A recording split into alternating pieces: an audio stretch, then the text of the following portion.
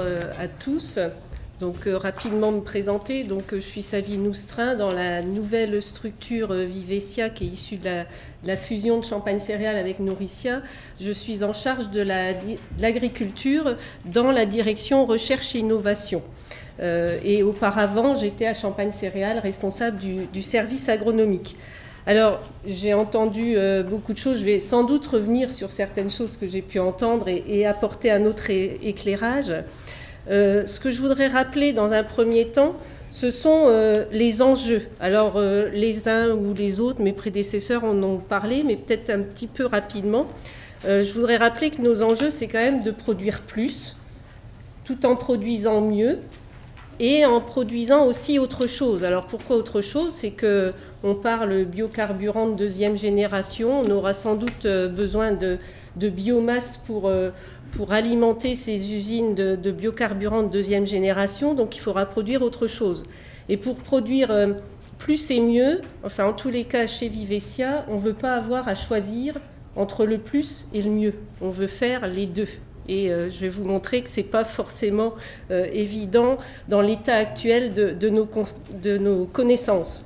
Donc produire plus, mieux et autre chose, bon alors là ça va être plus des arguments basiques, mais pour maintenir la compétitivité en termes de quantité, en termes de qualité de nos exploitations agricoles et puis des filières sur le marché français et aussi à l'export. Et puis, tout en répondant aux attentes sociétales, les attentes sociétales, c'est une alimentation saine et sécurisée en termes, on parle tous de mycotoxines, et cette année, avec la pluie qu'on a au mois de juin, on peut quand même s'inquiéter un peu par rapport à la fusariose et par rapport aux mycotoxines. Et puis, une alimentation financièrement accessible par l'ensemble de nos consommateurs, c'est une attente de tous les consommateurs, tout en préservant l'environnement, que ce soit l'eau, l'air, le sol, la biodiversité, les paysages, et puis maintenir l'emploi aussi sur nos territoires, puisque les coopératives sont attachées à des territoires, et qu'on a aussi cet enjeu-là de maintenir l'emploi et de maintenir les agriculteurs. Et pour maintenir les agriculteurs sur leur territoire, il faut qu'ils aient des revenus qui soient convenables. Alors, je voudrais vous montrer des résultats d'une expérimentation qu'on a commencée en 2006, avec des semis de 2006, où on a comparé des itinéraires intégrés par rapport à un itinéraire raisonné, l'itinéraire raisonné étant l'itinéraire qu'on conseillait à nos adhérents. Alors, le 0 étant bien sûr la référence itinéraire raisonné. Et vous voyez que la première année d'expérimentation, en 2007, on obtenait avec un itinéraire intégré 15 quintaux de moins à l'hectare et une marge brute de 86 € inférieure. Alors, cela dit, on avait atteint l'objectif qu'on s'était fixé, qui était de moins 50% d'IFT.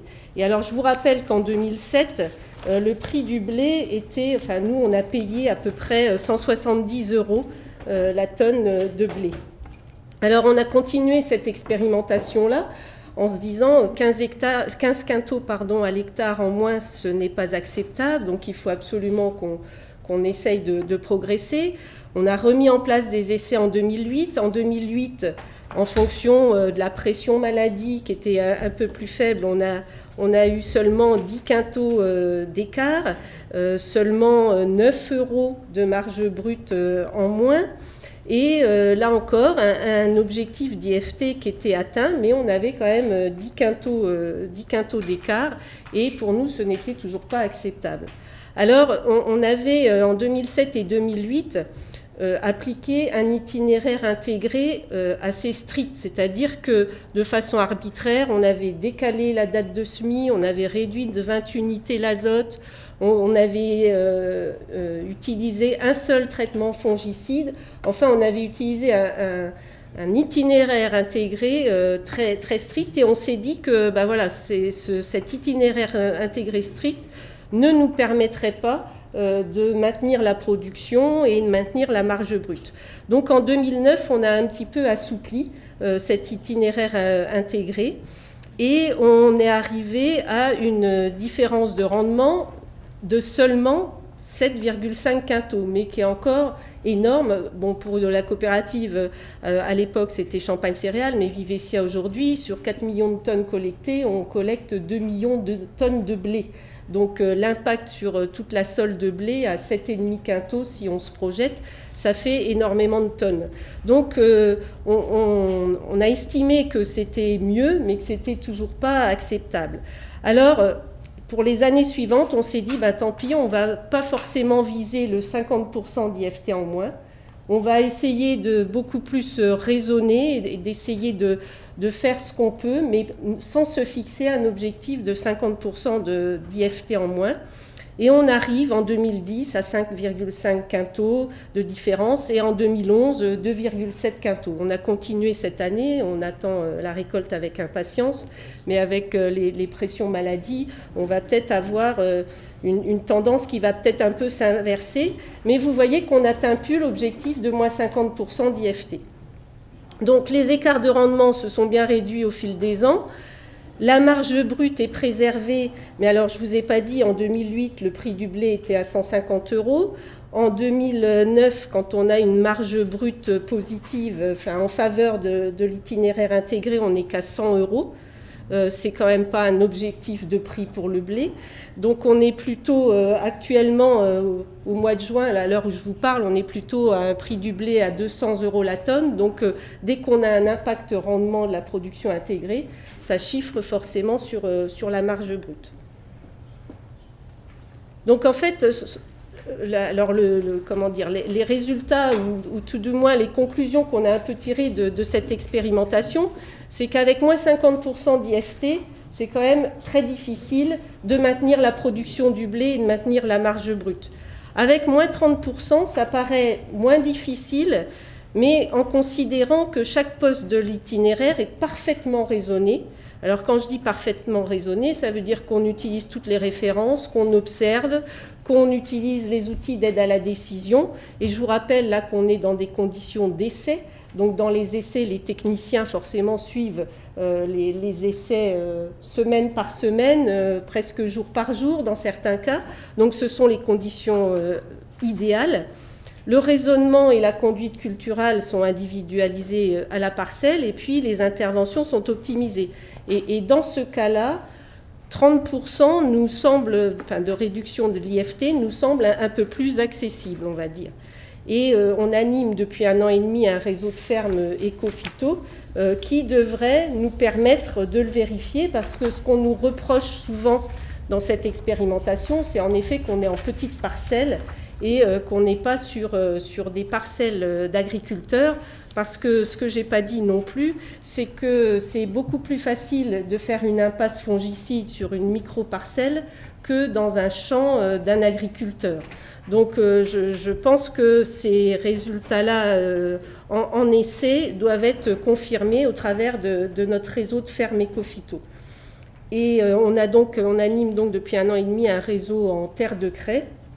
Et pour être allé hier à une journée organisée par l'INRA de Dijon, qui nous présentait les premiers résultats d'une expérimentation longue durée sur un système de culture permettant de lutter contre les mauvaises herbes, les grandes conclusions sont de dire, au bout de 6 ans d'expérimentation, par rapport à un itinéraire de référence avec une rotation colza blé orge, on arrive à maîtriser les mauvaises herbes, mais on a moins 19% de rendement en blé et moins 100 € de l'hectare de marge brute.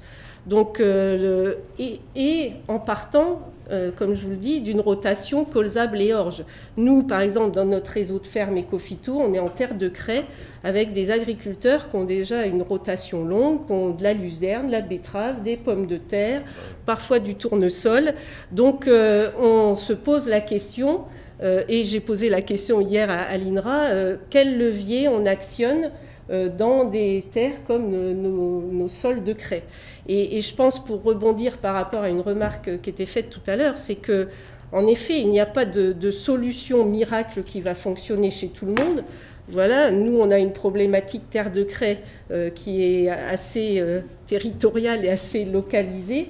Et on ne va pas apporter les mêmes réponses à nos adhérents en sol de craie qu'aux Bourguignons à qui on dit allongez un peu votre rotation par rapport à colza, orge-blé, essayez d'introduire un peu d'autres cultures.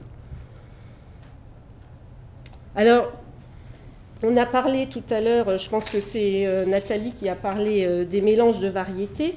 On a fait 3 années d'expérimentation en mélangeant des variétés, alors avec le souci, bien sûr, d'avoir des débouchés pour ces mélanges de variétés. Donc, on a travaillé ça avec un meunier. On a choisi donc 4 variétés BPS, Apache, Caporne, Euclide, Premio, qu'on a semées séparément et en mélange, en les associant. Et vous voyez qu'en termes de résultats, en termes de maladies, on a un petit peu diminué la pression oïdium et la pression septoriose quand on a une association des 4 variétés. Cela dit, ce n'est pas une réduction qui remet en cause le programme fongicide qui était prévu. Et ça, 3 années de suite. Et on a fait sur des BPS et sur des mélanges BAU. Et à chaque fois, on se rend compte que, OK, on a un petit effet sur les maladies, mais pas de manière à remettre en cause le programme fongicide. C'est ce que j'entendais par fausses bonnes idées tout à l'heure. D'accord. Alors, donc c'est vrai que par exemple, nous, on a décidé d'arrêter cette expérimentation-là parce qu'au bout de 3 ans, voilà, pour l'instant, on n'a pas de solution, sachant que c'est quand même assez compliqué de trouver des mélanges avec 4 variétés qui répondent à des débouchés industriels et qui aient des résistances ou des tolérances aux maladies complémentaires. Alors, on a testé aussi des mélanges blé-pois, sur lesquels on n'a pas vu non plus de réduction possible de l'apport d'azote. On a juste vu dans le mélange un peu plus de protéines dans le blé.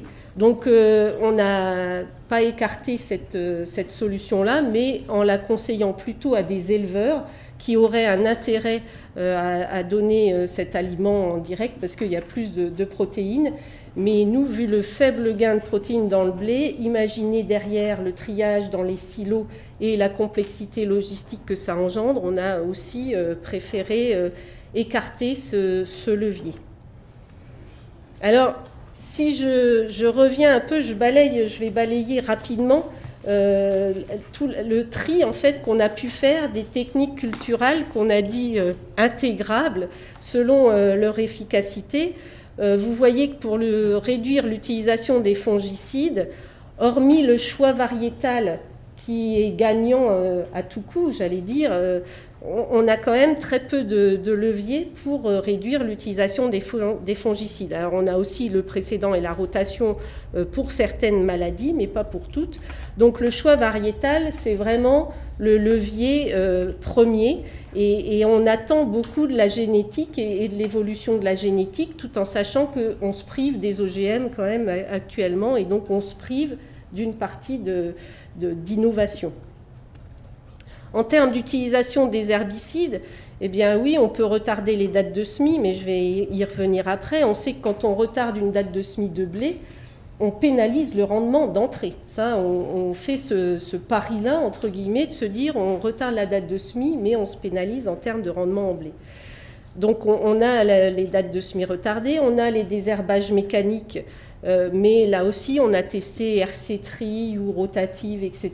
Dans certaines cultures ça peut fonctionner. Après, en fonction du climat de l'année, c'est aussi plus aléatoire. Si on parle de régulateurs, par exemple, hormis le choix variétal, et puis, alors bien sûr, des apports d'azote minorés, on a quand même très peu de leviers pour réduire l'usage des régulateurs.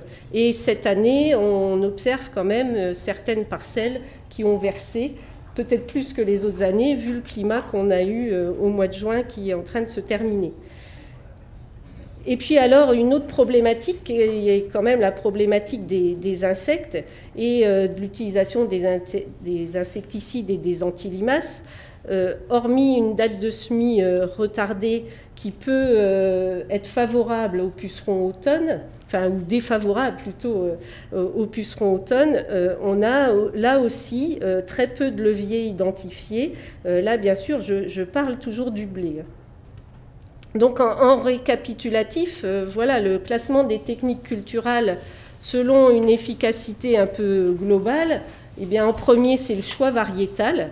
En deuxième, la rotation et le précédent. Mais encore une fois, dans certains types de cultures, comme une partie du territoire Vivesia, les rotations sont déjà très longues. Donc on ne va pas pouvoir faire beaucoup mieux à ce niveau-là. Un décalage de la date de semis, mais avec la baisse de rendement, enfin l'impact sur le rendement qui est évident. Et puis on a d'autres techniques, mais qui sont quand même plus aléatoires et dont l'efficacité n'est sans doute pas la même que l'efficacité des 3 précédents leviers. Alors là, bon, je vais reprendre un peu certaines choses, donc je vais passer très vite, mais on a voulu montrer qu'il y avait l'effet de certaines techniques culturales qui pouvaient avoir un impact potentiel sur le rendement en blé. Et tout ça pour dire que voilà, la rotation peut avoir un impact positif, mais aussi parfois peut avoir un impact négatif. La date de semis, on sait que ça peut avoir un impact négatif. Une année, enfin certaines années, l'impact peut être nul. Donc on a essayé de classer un petit peu l'effet sur le potentiel de rendement de ces différentes techniques. Et on se dit qu'en fait, un itinéraire intégré ne peut pas être appliqué sans discernement sur l'ensemble de la sole de blé, parce que sinon, on a des pertes de rendement quasi systématiques. Donc il faut vraiment raisonner à la parcelle et avec la nécessité de combiner au mieux les techniques intégrables en fonction de chaque situation. Et je vais juste prendre un exemple. C'est le semis d'un blé dans une parcelle, par exemple, qui présente un risque de forte infestation en vulpin. Comment on peut réduire l'utilisation d'herbicides et les IFT? Alors, décaler sensiblement la date de semis, encore une fois, on baisse le potentiel de rendement. Mais comment on peut minimiser la perte de marge brute qui est liée à cette baisse de potentiel? On peut se dire on profite du semis retardé pour éviter l'utilisation de certains intrants, comme les régulateurs de croissance ou les anti-piétins verts. Si on choisit une variété qui, du fait du décalage de la date de semis, pourra se passer sans prendre trop de risques de ces intrants. On peut se dire la protection insecticide puceron d'automne est inutile puisqu'on a décalé la date de semis. Et puis, éventuellement, on peut alléger la protection antiseptoriose. Mais dès le départ, en fait, dès le premier critère retenu, on sait qu'on impacte négativement. Le labour, quand même. Oui, après, il y a le labour, c'est vrai. C'est le plus efficace. C'est vrai. Alors, en conclusion, et c'est le message qu'on essaye de faire passer à nos adhérents, c'est que le raisonnement intégré ne peut pas être annuel, il doit s'inscrire dans la durée, au niveau d'une rotation, notamment en termes de désherbage. Cela dit, une fois qu'on a dit ça, on n'apporte pas forcément de solution, hein, donc encore une fois. Actuellement, on a beaucoup travaillé les itinéraires techniques sur le blé essentiellement. On a des travaux un peu moins conséquents sur les autres cultures parce qu'on estime que les leviers d'action sont quand même peu nombreux ou d'efficacité limitée. Si on prend le colza, par exemple, bon, on nous parle de mélanges variétaux avec des plantes pièges à méligette. Là aussi, on a fait de l'expérimentation, on n'a rien vu. Enfin, tout du moins, ça ne nous a pas permis de réduire l'infestation en méligette. On parle en désherbage mécanique ou désherbage mixte sur du maïs, du colza, de la luzerne, mais c'est quand même un seul levier. Et puis aussi les cultures associées au niveau du colza, là plus en termes d'intrants azote.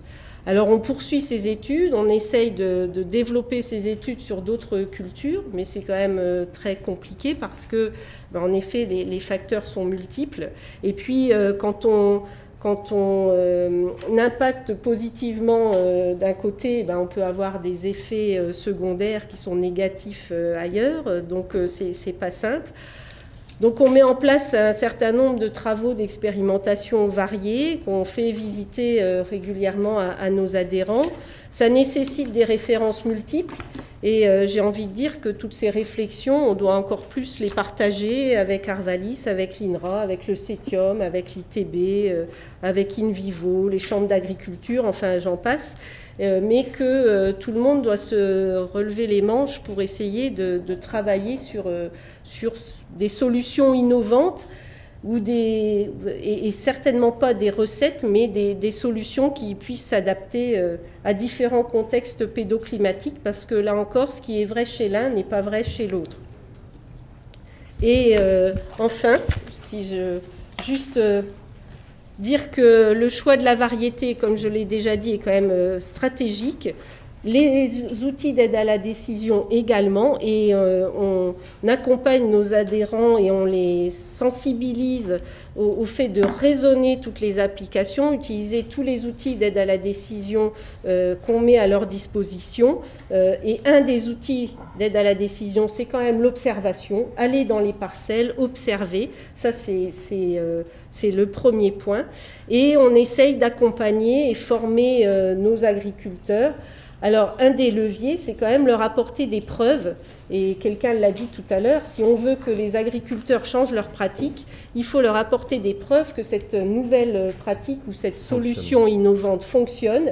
Et ce n'est pas seulement à dire d'experts qu'on peut le faire, il faut leur montrer que ça fonctionne, que ça ne va pas leur pénaliser le rendement, que ça ne va pas pénaliser leur marge brute. Et puis, il ne faut pas oublier, encore une fois, je le rappelle, quand on fait de l'expérimentation, on est en petite parcelle, la prise de risque, elle est quand même très limitée. Un agriculteur, quand il est devant sa parcelle, la prise de risque et l'impact qu'il peut avoir est beaucoup plus important.